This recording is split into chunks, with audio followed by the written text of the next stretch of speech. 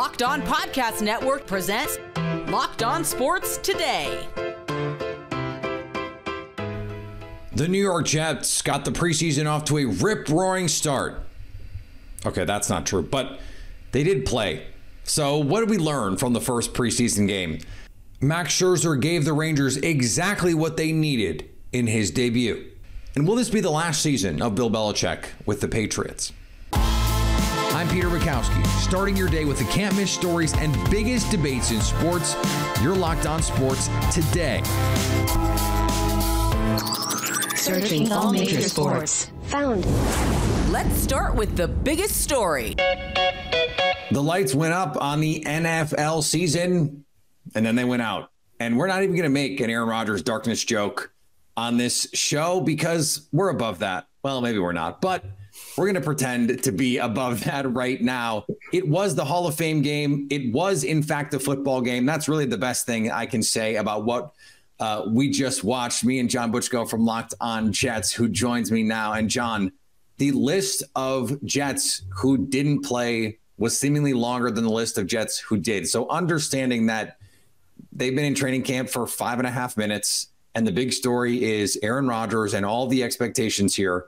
What are we supposed to take away from something that approximated a football game on Thursday night? I mean, if I was to joke around a little bit, what I would say is that what we should take away is that every year this time we get excited about preseason, and then we see the first game, and it's always a huge letdown. So maybe we should take away that. Let's keep this in our memory next time. If there's a takeaway, I think, and we never do. By the way, we never ever do. Every single year we do the same stuff, and then after that first game, it's like, wow, is that what we watched? I think if you were to take anything away from this game from the Jets, Mekhi Becton only played 7 snaps, but I actually thought he looked really good in those 7 snaps. And the tackle position's really a big question mark for the Jets this year. It's the thing that if something's going to sink this team, it's going to be bad play at tackle, because Aaron Rodgers is 39. He doesn't move as well as he used to. Anybody who's 39, those hits add up. They're tougher to recover from.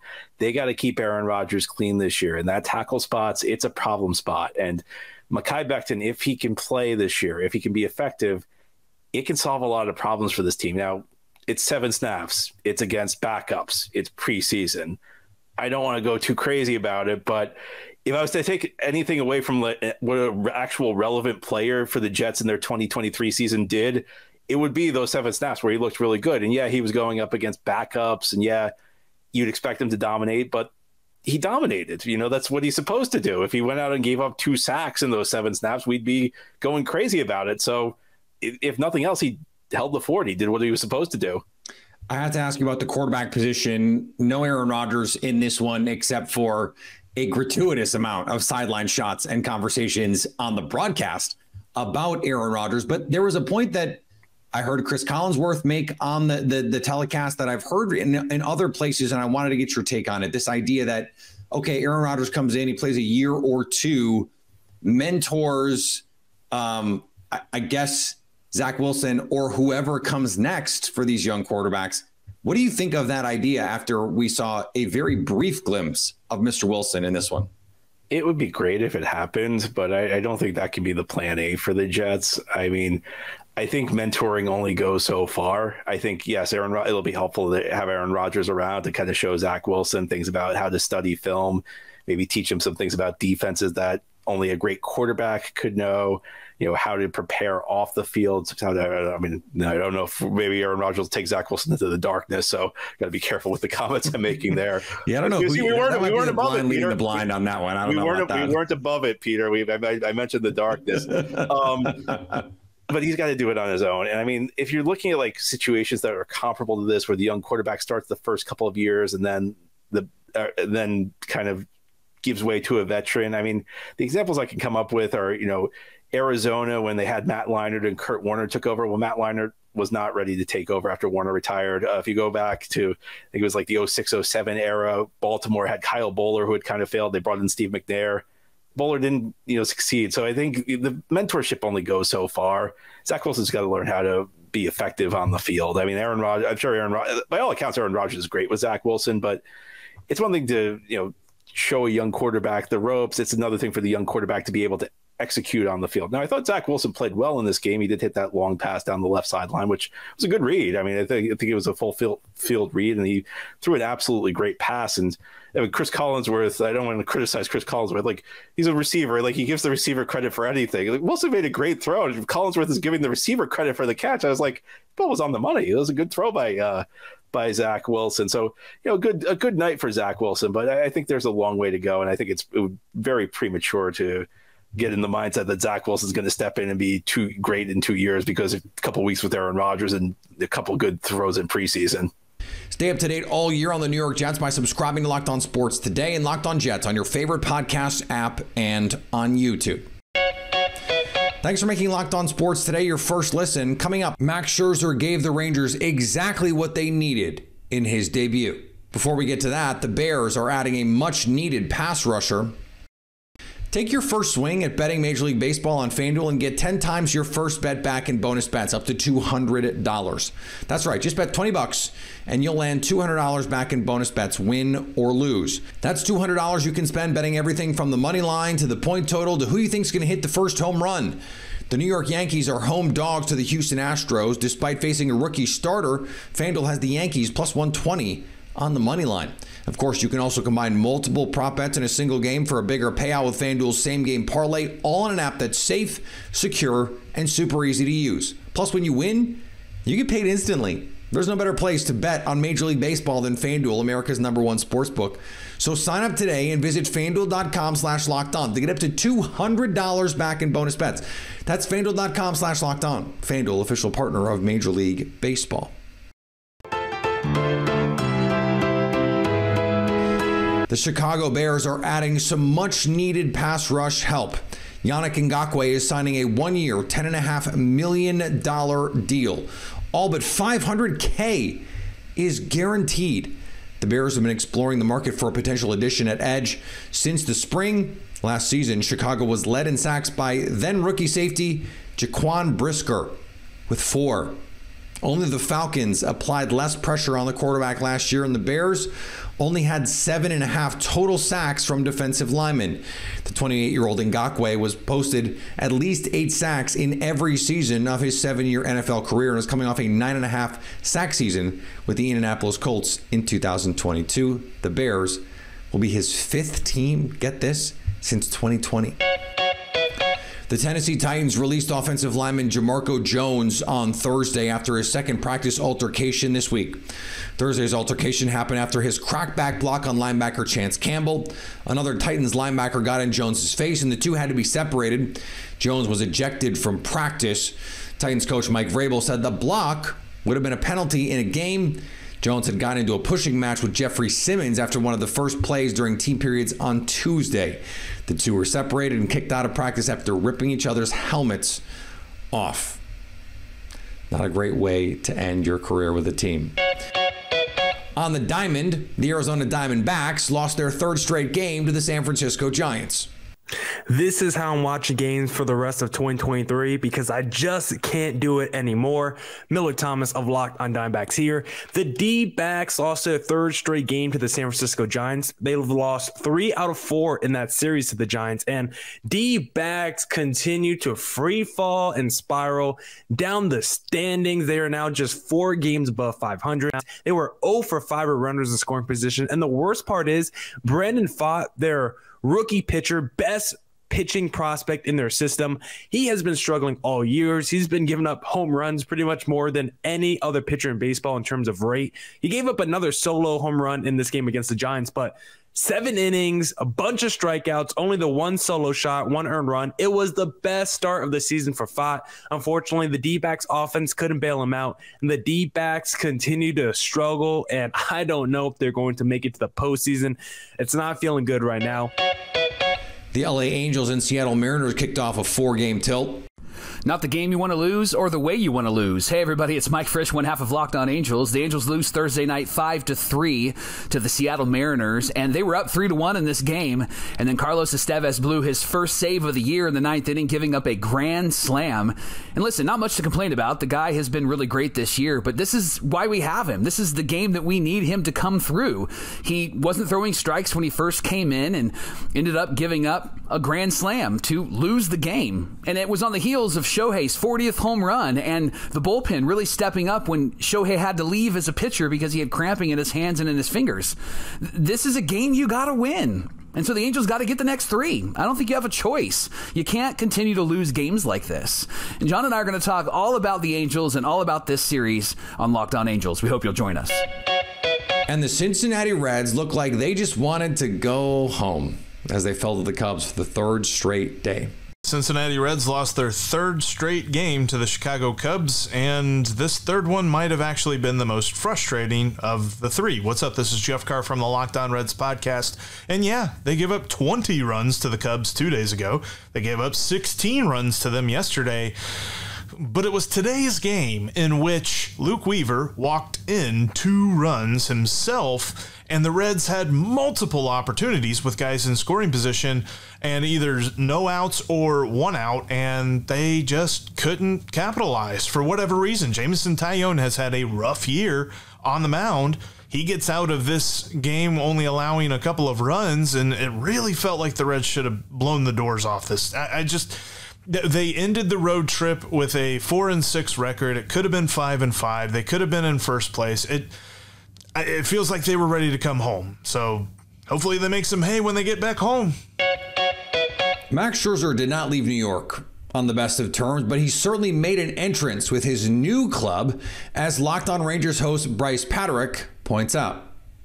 A lot of debuts for big Texas Rangers pitchers have gone very poorly, and this was probably the best one of any big name pitcher coming to the Rangers in a long time. A friend of mine, Chris Fitz on Twitter, tweeted this out. Of all these different Rangers debuts, there was Gaylord Perry, who gave up 5 runs in 6 innings pitched against the Cleveland team that traded him. Nolan Ryan, 5 innings, 4 runs, 3 walks. Cliff Lee, 9 innings, 6 runs in a complete game loss to the AL worst Orioles back in 2010. Yu Darvish, under 6 innings, 5 runs, 4 walks. Cole Hamels, 5 runs in 7 innings. Corey Kluber, 1 inning ever.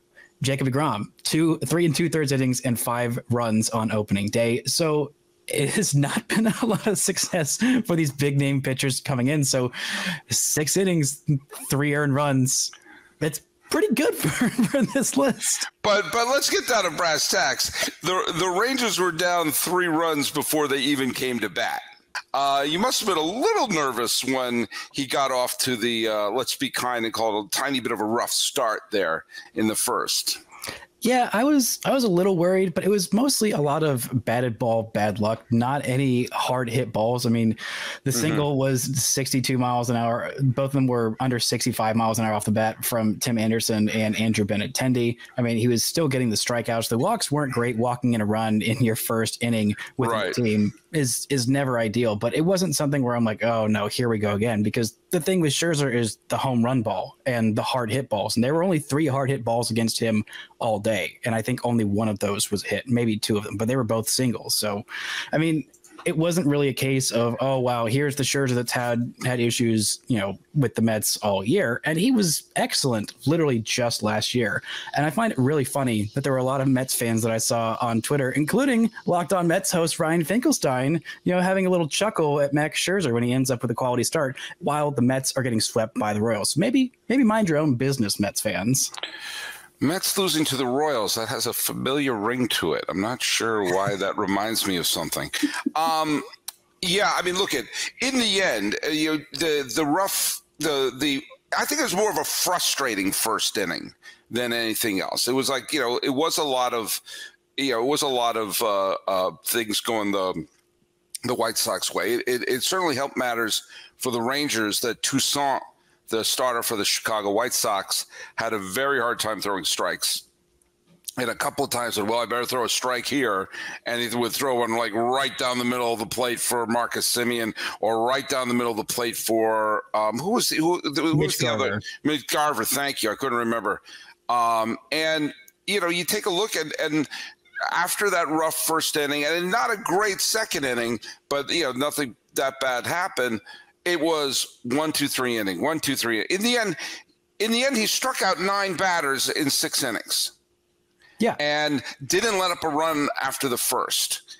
And lest we forget, this is a contending team with bats. So he pitched well enough to win.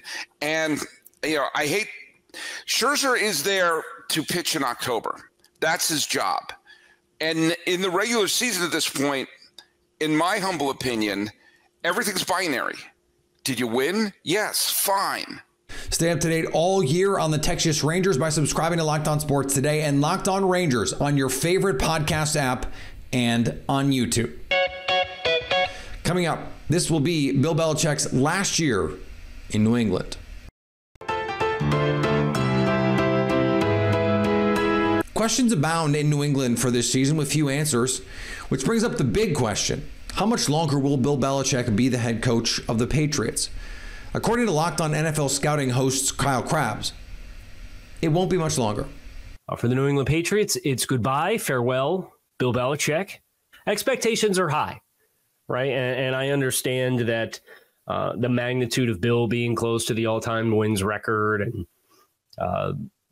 Robert Kraft kind of walking back some of the comments. I get it.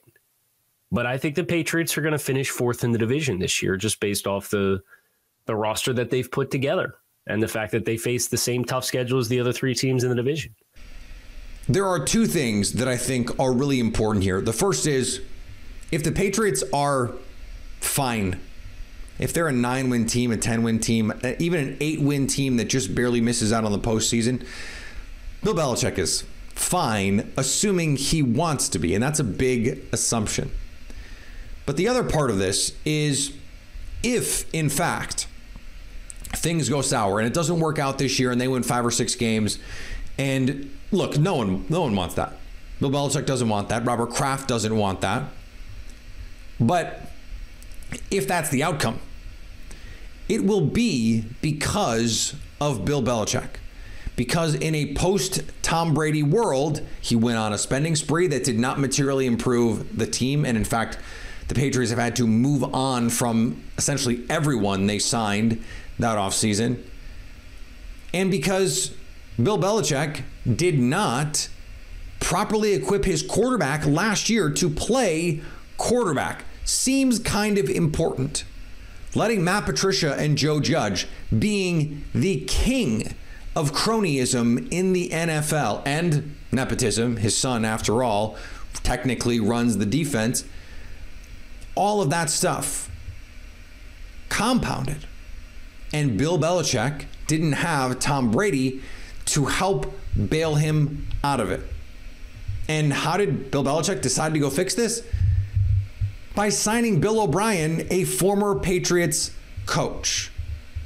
It's just all the same. And at a certain point, it doesn't work anymore. Bill Belichick is the greatest modern football coach of all time. Okay, of the modern era. I guess if I'm going to add the caveat, I have to add the caveat. But at a certain point, things add up. And it becomes on you. And right now, it's on Bill Belichick. And so if Bob Kraft decides it's time, guess what? Belichick will have earned it. And finally, the Pac-12 is dead. We have a DOA on this. Arizona is finalizing a deal to move to the Big 12. Oregon is being looked at by the Big 10. I mean, is this conference going to last past this season? Is it going to last past this segment? Am I going to finish this show and the Pac-12 is still going to exist? Who's to say? Thanks for making Locked On Sports Today your first listen. Now go find your favorite team's Locked On podcast and make them your second listen. Coming up Monday, what do we know about NFL teams right now?